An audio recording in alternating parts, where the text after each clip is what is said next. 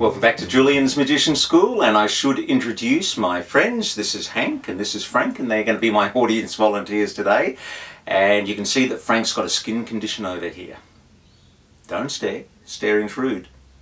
But that's not why I asked you here. You know when you get a new pair of running shoes and the laces you get on them are ridiculously long. I mean, why do they do that? I have to end up trimming them down all the time.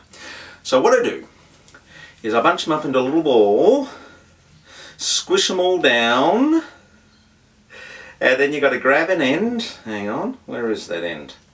There's one there. And Frank, if you would hold on to this end. Thank you so much, Frank. And Hank, oh, Frank doesn't like his. Hang on a minute.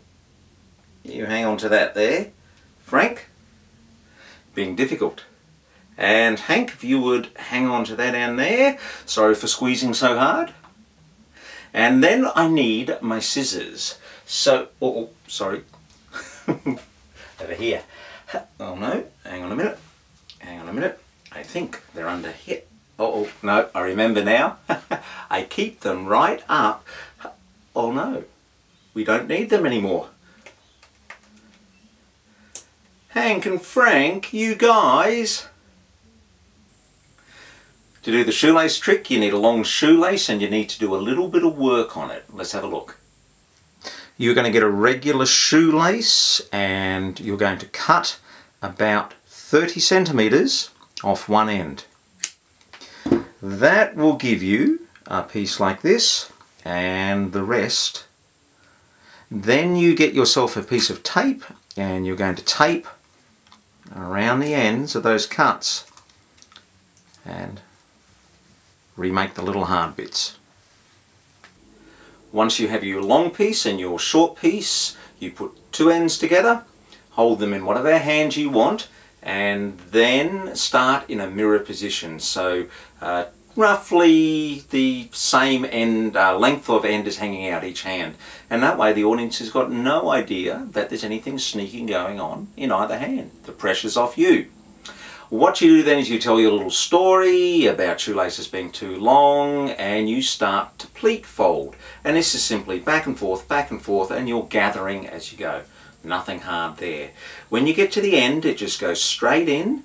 You then go to this end and start to push it in, and then you go almost like an afterthought, oh, I need to find the other end. So simply, this is the short piece. You just start to grab the short piece, and no one can really see what's going on in here. Don't panic, take your time. It's like you're trying to find the end, and you just simply pull out the other side of the short piece. And now, that's the short piece. It's just draped across the top of that there.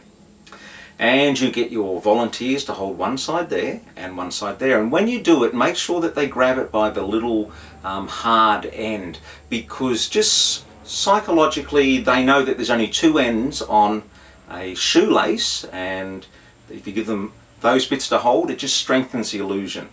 And then you go to find your imaginary pair of scissors, which you don't need to have a pair of scissors. You just say you're going to get them. Now, if you're holding it in your right hand, you go to your left side first. And you've got to make the moves slightly over-exaggerated, because wherever you move, your audience will follow and they will look, because this is all about misdirection. So I go over here to get my scissors. Oh, sorry, I forgot. And then I come back here and I'm going to mime like I'm trying to take this whole bunched up bit and not let it fall apart. But all I do is actually take, and this is just all miming, is actually take the short rope out and hold that, the long bits in the hand there, and then I go, oh no, it's over here, and I look down, and all I do is just pull this away, nothing fancy, just pull it away, and as I go under the table I drop it down there, or you put it in your pocket if you're strolling around. And then you come out from that side and go, oh, it's not there, hang on a minute. You pretend you're going to grab all this. Now there's only this string there, you just mime going through there, carefully tuck it in, and then you go, it's under here. I'll just go somewhere else so that you've got it. And then one more time you come back and you mime doing it. And I like going up to my head, and if you don't have a hat, it doesn't matter, because you can just say I keep the scissors on top of my head. The idea is you go, so we've come from this position, go, I remember, and you actually look up. And when you look up, his eyes and his eyes will go up. You watch, give it a go. That's where their eyes will go. And you go up, oh no, I keep them, and I pick up my hat or reach on there, and that's when I let go with this hand here and go to grab, and I go, oh no, we don't need them now, and I look down, and they'll look at the same time and they'll see that they've got that short bit of string in their hands. And that's the funny bit. And if other people are watching, it's their reactions that make this fun. So this is more a gag than more a strong trick. And I've only done it about a dozen times, strolling now, and I found it's actually been quite successful. The reason that you want to use a shoelace as well, or a thin piece of cord, is because you can pleat it up a lot easier and smaller in your hand. You can do it with a piece of rope, but the piece of rope can't be as long because it gets bulky, and then that difference in actual size doesn't show up as well. Alright, remember, if I can do it, you can do it.